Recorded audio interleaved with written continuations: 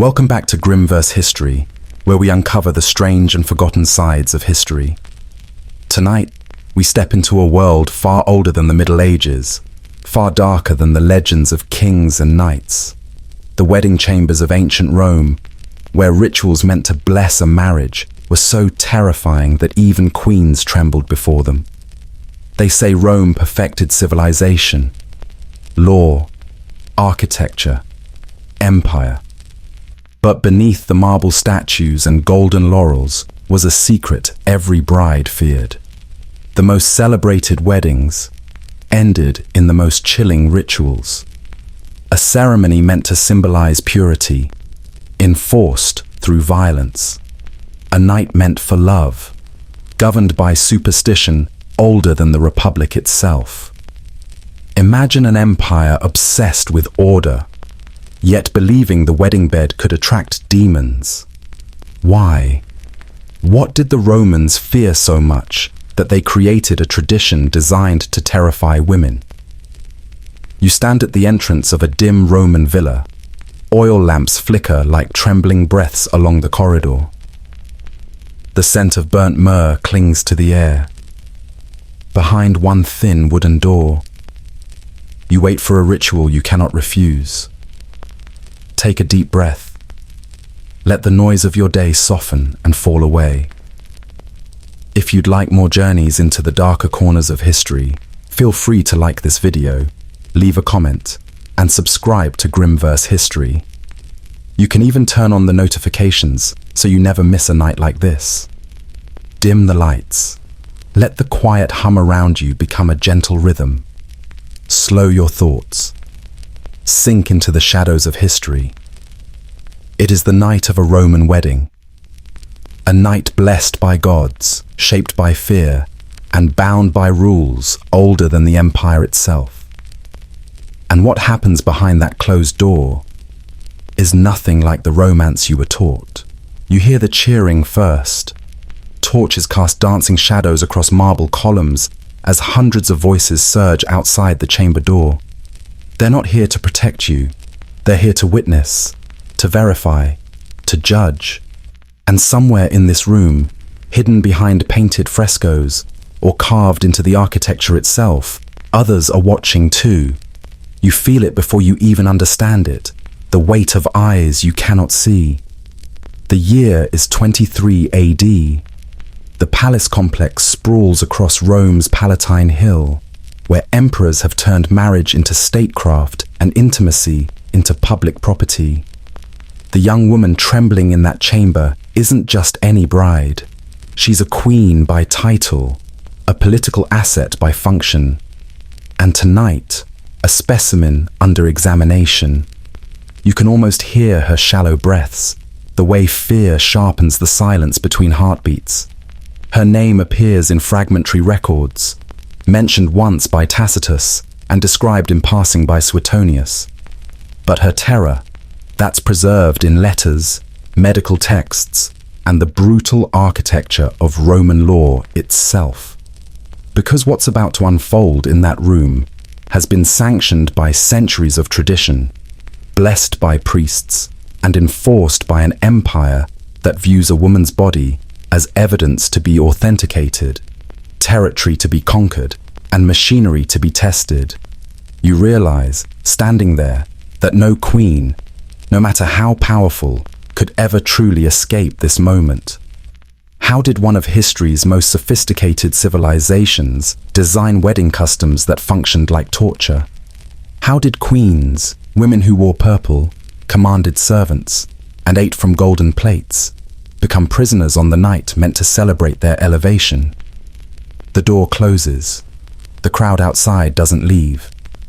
You feel the pressure of their presence, as if the entire empire is holding its breath. What you need to understand about Roman royal weddings is that they were never designed for the couple. Every element, from the ceremony at sunset, to the procession through the forum, to this final terrible moment, served as public theater where the state demonstrated control over its most valuable resource: bloodlines. Elite marriages weren't about love or even partnership. They were contractual mergers, where a young woman's fertility became collateral, her virginity a form of currency, and her wedding night a transaction that required witnesses to be legally binding. And you, watching from the shadows, cannot help but ask yourself, was power ever truly hers at all? The bride, typically between 13 and 16 years old, had been prepared for this moment through whispered warnings from older women, cryptic advice from midwives, and the kind of strategic ignorance that kept her compliant. She wasn't told what would happen. She was told what would happen if she failed. You can almost hear the echo of those warnings in her breath as she stands there, trembling. The husband, often decades older, enters the chamber with an audience that extends far beyond the physical. You feel the air tighten, as if unseen figures press in closer. Roman architects had perfected something chilling: the design of surveillance built directly into palace bedrooms. Recent archaeological excavations of elite Roman homes have uncovered narrow passages between walls, small apertures concealed behind decorative panels, and alcoves positioned at angles that suggest intentional observation points. You realize that this room was never meant to sleep in. It was meant to watch. These weren't security measures. These were viewing galleries. Because what happened on a wedding night wasn't merely a private consummation. It was a political act requiring verification by the state, the family, and whatever gods were invoked to bless the union. She can hear them breathing on the other side of the wall, and if you stand still enough, you swear you hear it too. But the watchers aren't the worst part. The worst part is the white linen stretched across the bed, pristine, expensive, and placed there specifically to capture evidence. This is a linteman, the proof sheet, and it carries more weight than any marriage contract. Roman law, particularly the Lex Julia enacted under Augustus, had codified expectations around sexual purity with surgical precision. A bride's virginity wasn't assumed. It had to be demonstrated. Medical texts from the period, including works attributed to Cyrannus of Ephesus, describe the natural rupture expected during first intercourse, and the subsequent bleeding that proves the seal unbroken. The language is clinical. The reality was savage. You feel your stomach twist as you picture that sheet waiting like a silent judge. By morning, that sheet would be examined by midwives trained in forensic assessment of bodily fluids. They would look for volume, color, placement. They would smell it, sometimes taste it, to distinguish menstrual blood from virginal blood, from any substance a desperate girl might use to fake the evidence. If the proof was deemed sufficient, the sheet would be displayed, hung from the balcony, carried through the household, sometimes even paraded through nearby streets as confirmation that the marriage was legitimate and the family honor intact. If there was no blood, or insufficient blood, or blood that seemed suspicious, the bride faced immediate consequences, ranging from divorce and public shaming to accusations of prior adultery, which carried penalties including exile, enslavement, or execution. You can almost feel the cold dread rising in her throat, knowing her body might betray her. Here's what makes this even more horrifying. Modern gynecology has established that roughly half of all women don't bleed during first intercourse. Half. And in ancient Rome, that biological reality could cost a young girl her life. The hymen varies dramatically in thickness and elasticity. Some women are born without one. Physical activity, medical conditions, even the angle of penetration. Dozens of variables determine whether bleeding occurs. But Roman physicians didn't know this, or if they did, they didn't care. You begin to understand that the blood was never really about anatomy. It was about control. It was about ensuring that every woman entering marriage understood that her body was no longer hers. It was evidence, property, a vessel to be inspected and approved. You can almost feel the cold realization settling over her. the moment she realizes escape is impossible. So some queens adapted the only way they could. They hurt themselves. Palace inventories from the era list curious items among bridal trousseaux. Small bronze pins, thin blades described as cosmetic implements, vials of sheep's blood or red dye. You look at these objects and understand instantly, these weren't beauty products. They were insurance policies. Women would cut the inside of their thighs, puncture their own tissue, or apply animal blood to ensure the sheets showed what the examiners expected to see. The physical pain was preferable to the social death that awaited those who failed the test. And you can't help but imagine her, alone in a silent chamber, choosing which wound she could survive. And if you're thinking this sounds barbaric, consider this. Variations of virginity testing continued in some cultures well into the 20th century, always under the same logic. A woman's word about her own body is never sufficient. Evidence must be extracted. But even if the blood appeared, even if the examination was passed, the trauma of that night was only beginning. You feel the shift in the air, the tension tightening like a rope.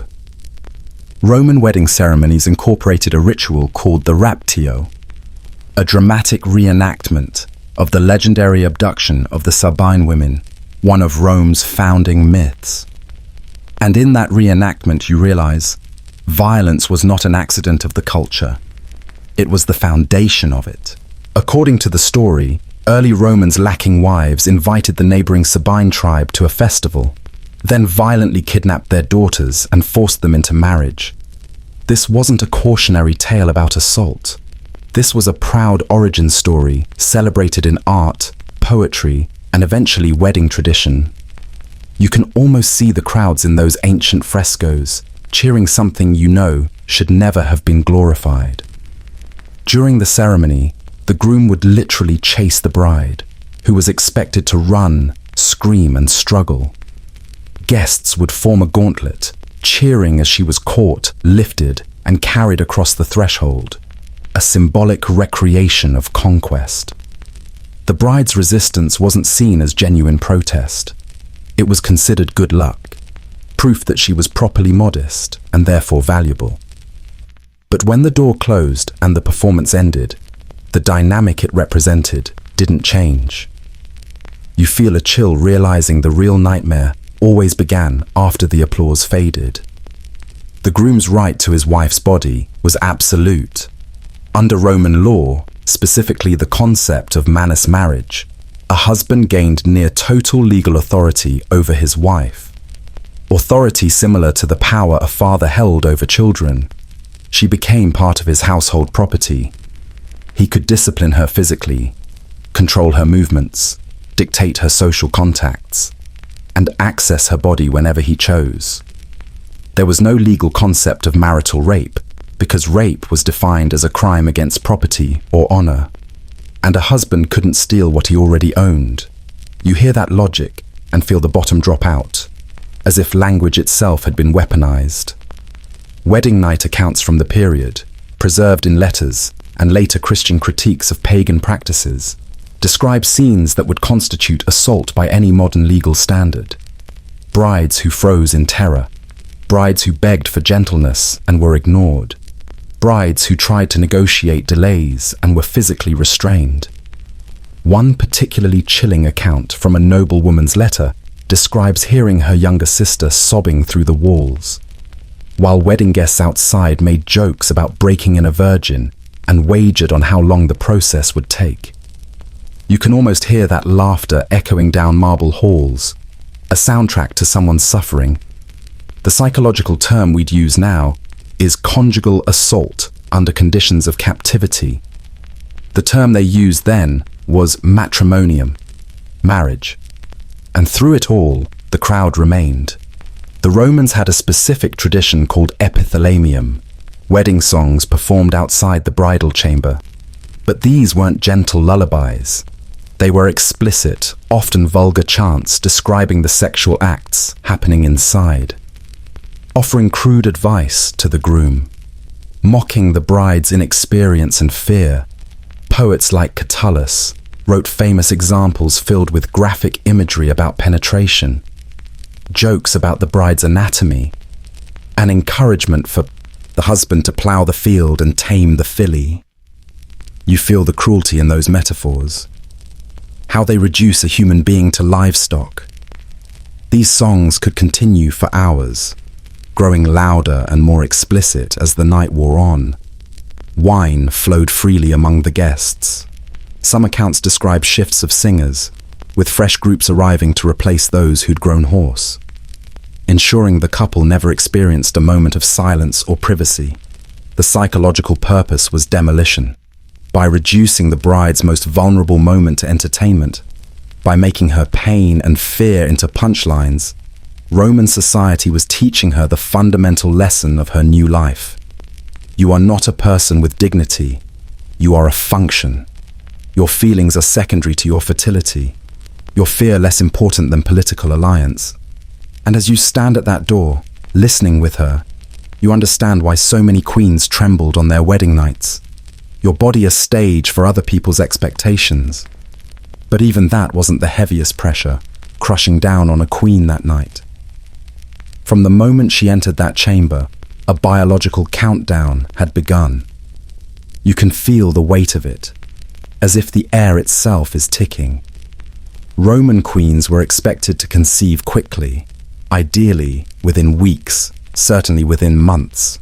The succession of the empire, the security of political alliances, the justification for the marriage itself, all depended on her producing an heir.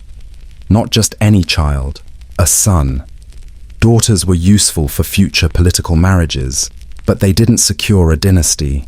A queen who failed to conceive, or who produced only daughters, or who miscarried, faced a spectrum of consequences, from social humiliation to legal dissolution of the marriage, to accusations of barrenness that could result in exile, or worse. You realize she wasn't just expected to become pregnant. She was expected to become pregnant on command. The morning after the wedding night, palace physicians would begin their assessments. They would question the bride about sensations, examine her for signs of conception, prescribe bizarre treatments based on humoral theory and sympathetic magic. She would be fed special foods, pomegranates for fertility, honey and milk to sweeten the womb, herbs that ranged from merely ineffective to actively toxic. You imagine her swallowing those mixtures, knowing refusal was not an option. Her menstrual cycles would be monitored with obsessive precision. If she bled on schedule, it meant failure. If she was late, it sparked hope that could transform into crushing disappointment. You can almost feel her checking herself constantly, terrified of what her own body might reveal. The medical understanding of reproduction was so primitive that physicians believed conception happened when male seed overpowered female moisture, and that a woman's thoughts during intercourse could physically shape the child, meaning even her mind wasn't free. Her thoughts were policed as tightly as her body. And you see clearly now, in ancient Rome, a queen's womb wasn't part of her life. It was her life. This meant queens were blamed not just for infertility, but for producing daughters, having weak sons, or giving birth to children with deformities. The stress itself became a medical crisis. Historical records describe queens developing what we now recognize as anxiety disorders, eating disorders, depression, and psychosomatic illness, all triggered by the impossible pressure of their wedding night, launching them into a lifetime of biological scrutiny. You can almost feel their breath shortening, the way fear settles into the body and never quite leaves. Pliny the Elder's Natural History mentions treatments for hysterical barrenness caused by excessive feminine worry, prescribing everything from special baths to fumigation of the genitals, to wearing amulets containing eagle stones or the dried womb of a hare. These treatments didn't work, but they did communicate one thing clearly. A queen's reproductive failure was her personal fault, a character flaw requiring correction. You sense how these rituals were less medicine and more punishment. Some queens, driven to desperation, attempted deception. They would fake pregnancies using padding and carefully managed public appearances, hoping to acquire an infant through secret channels, buying a child from poor families, claiming a stillbirth while substituting another baby, or conspiring with midwives to present someone else's newborn as their own. These schemes occasionally succeeded for months or even years, but when they were discovered, and they usually were, the punishment was execution. Not just for the queen, but often for everyone involved in the conspiracy. The message was clear. The biological function of a royal wife was so critical to state stability that fraud in this arena constituted treason. You feel the enormity of that word, treason, for something she could never fully control. And yet, despite all this pressure, despite the surveillance and the examinations and the treatments, many Roman queens did conceive and bear children, which led to a different kind of horror entirely. Childbirth in ancient Rome was the leading cause of death for women of reproductive age. Without modern obstetrics, antiseptics, or surgical intervention, complications like hemorrhage, obstructed labor, or infection killed mothers and infants with brutal regularity. Elite women had access to the best medical care available, which meant they had access to physicians whose interventions often made situations worse. Forceps deliveries that crushed infant skulls or tore maternal tissue. Herbal medicines that induced contractions so violent they caused uterine rupture. Surgical procedures like embryotomy, where a living fetus was dismembered in the womb to save the mother's life, performed without anesthesia beyond wine and opium.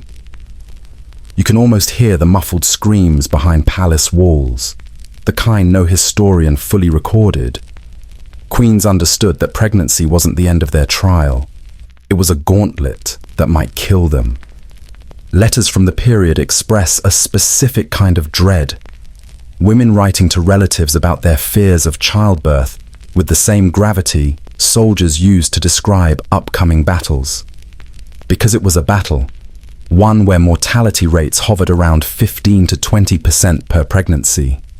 Have 5 children, and the cumulative risk of dying in childbirth approached statistical certainty. This wasn't abstract. Royal women watched their sisters, cousins, and predecessors die this way.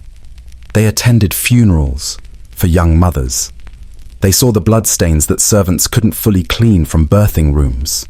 You imagine the smell of iron lingering long after the bodies were carried away. So that wedding night, with all its trauma and violation and pressure, was also the beginning of a potentially fatal obligation.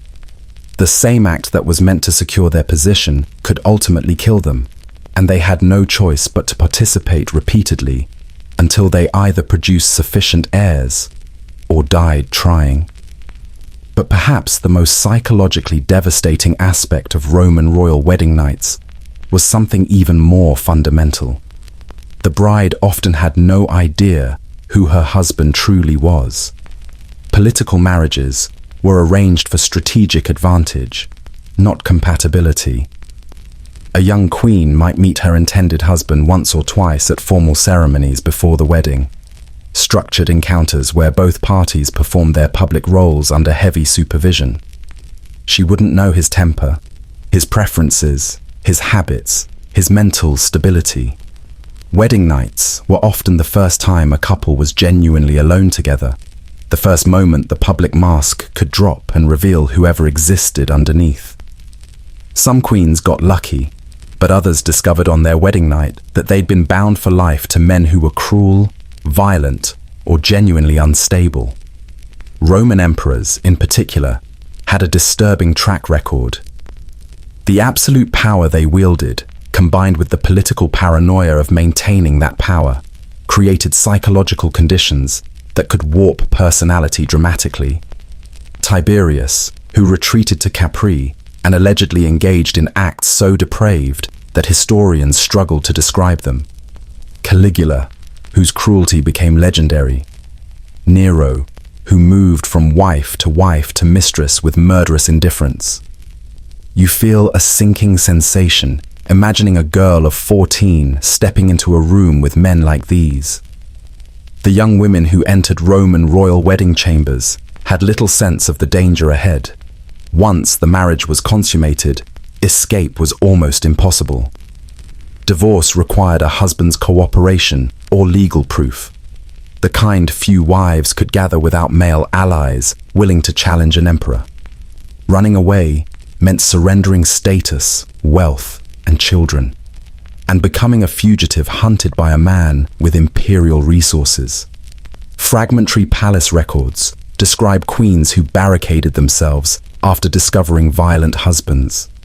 Some developed security protocols, testing food, keeping loyal guards close, sleeping behind locked doors, despite scandal. One empress carried a hidden blade for 40 years, not for defense, but in case death seemed preferable. You feel a chill imagining her fingers wrapped around that knife every night. The terror wasn't just the wedding night, it was the future. It revealed lifelong legal vulnerability to a man whose violence was considered his right. Archaeologists have found queens buried with protective amulets clutched in their hands, suggesting they lived in constant defensive readiness. Their wedding nights taught them that truth immediately. Yet some queens learned to survive and even wield power, bearing sons for leverage, exploiting husbands' weaknesses, building loyal networks. But this came at a psychological cost. The girl who entered the chamber and the woman who emerged were not the same. Something essential was destroyed, and society considered that transformation a successful ritual. The trauma passed across generations. Mothers warned daughters, and few could break the cycle shaped by Rome's culture. Even after the empire fell, these traditions survived into Byzantine, medieval, and modern practices. Archaeological sites, bedchambers, and hidden passages still feel haunted. The torches burned low, and dawn touched the white sheet waiting to be examined, stained or unstained, proof or failure. A girl's entire future reduced to evidence judged by strangers who would never know her name. The candles grow quiet now, the echoes fade, the night exhales softly around us. Somewhere in the distance you can still sense it. The faint glow of oil lamps along a Roman corridor. The hush of fabric as a young bride stepped into a future she never chose. The weight of rituals whispered through centuries of dust and fear. And slowly, we return. The world of Rome slips back into silence, and you come home to your own breath, your own quiet room, your own soft and steady night. If this journey kept you company, stay a little longer with us. You can like the video, share it with someone who loves forgotten history, or subscribe to Grimverse History so these midnight stories can find you again. Turn on notifications if you wish, only so we can whisper to you the next time the past calls. Goodbye, and we will meet again.